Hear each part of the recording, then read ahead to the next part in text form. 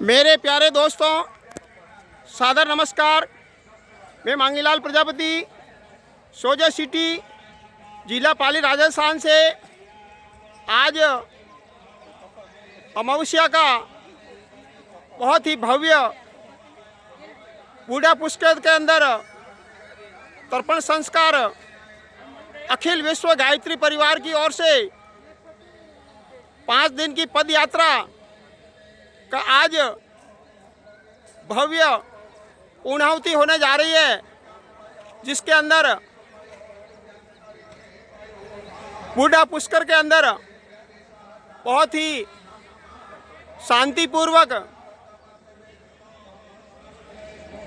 तर्पण संस्कार अमावस्या का संपन्न हुआ।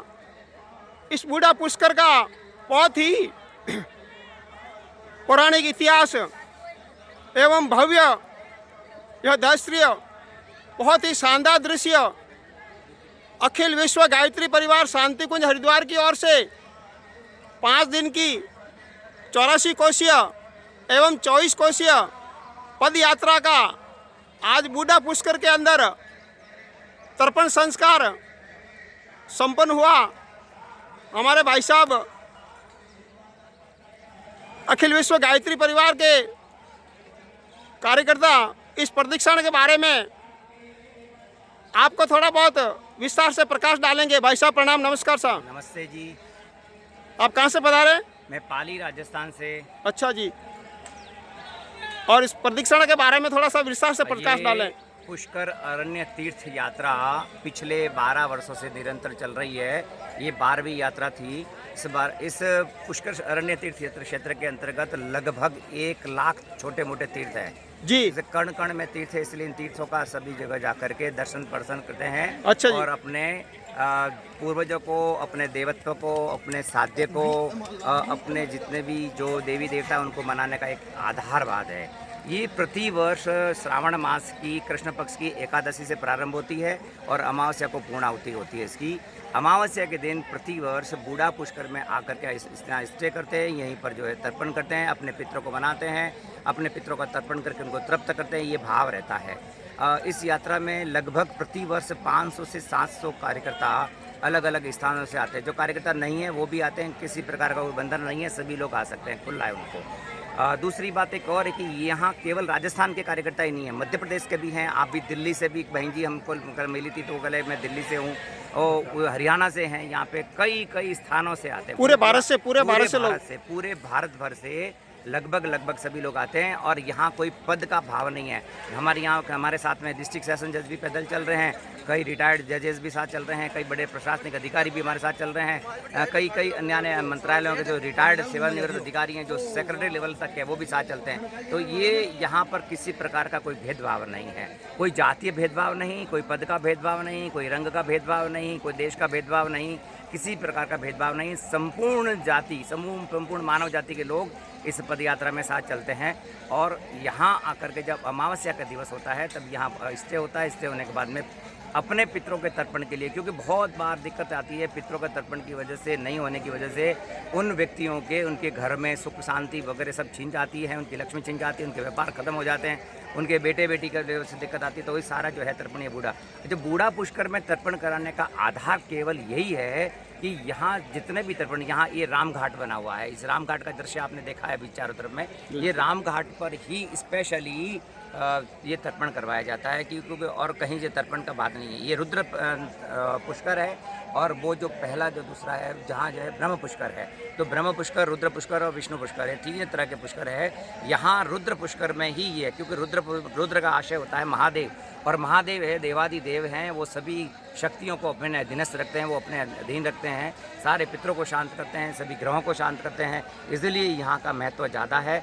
वहाँ पर भी करवाते हैं लोग, लेकिन वहाँ से कई गुना ज़्यादा महत्व यहाँ है।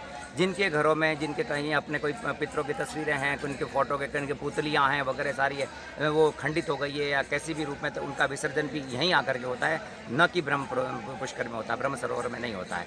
ये इसका महत्व है। इसलिए हम लोग हमारे जीवन का ये आधारभूत मान करके कि हमारा तीर्थ स्थान है, इसकी तीर्थ की पवित्रता का भाव रखते हुए इस तीर्थ में हम लोग अपना तर्पण कार्य करते हैं। भाई साहब प्रणाम साहब, प्रणाम भाई साहब, प्रणाम साहब। थैंक यू सर, धन्यवाद। बहुत ही भाई साहब ने हरियाली अमावस के दिन पुष्कर के अंदर भव्य तर्पण का और ले आओ एक थोड़ा सा और बता। बहुत ही भव्य शानदार दृश्य पूरा बूढ़ा पुष्कर का एक पल के लिए और। बहुत ही दृश्य क्योंकि अवश्य। आज हरियाली अमावस्या है। हरियाली अमावस्या के साथ में रविवार है, रविवार के साथ पुष्य नक्षत्र है। रविवार पुष्य नक्षत्र का वैसा महत्व है, हरियाली अमावस्या का फिर महत्व हो जाता है। तो हरियाली अमावस्या का मतलब है दिवाली की अमावस्या मान के चलते हैं।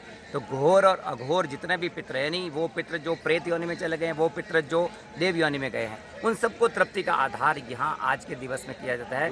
और यह रुद्र सरोवर है, ये रुद्र पुष्कर है। इस रुद्र पुष्कर में यहाँ का संपन्न करते हैं, इसका महत्व ज़्यादा है हमारे जीवन में।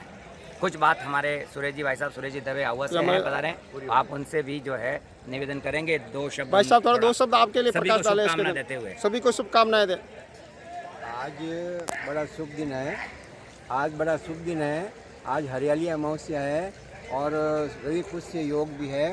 साथ में ये जो अमावस्या है ये शुभ मानी गई है।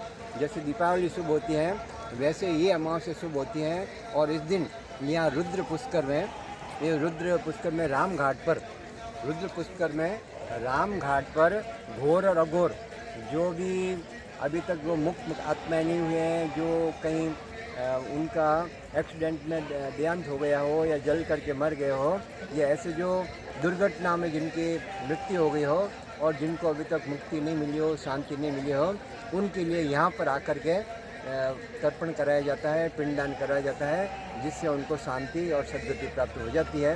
इसलिए इस सरोवर का बड़ा ही महत्व है और आज का दिन बड़ा ही महत्वपूर्ण है। बोल गायत्री माता की जय हो। परम पूज्य गुरुदेव की जय हो। परम वंदनीय माता जी की जय हो। आप सभी इस channel YouTube channel Mangilal Prajapati Soje city को सब्सक्राइब करें और इस वीडियो को ज़्यादा से ज़्यादा शेयर करें, ताकि ज़्यादा से ज़्यादा लोग इस वीडियो को देखकर बूढ़ा पुष्कर एवं इस प्रदक्षिणा का दर्शन करें। आप सभी को नमस्कार, धन्यवाद।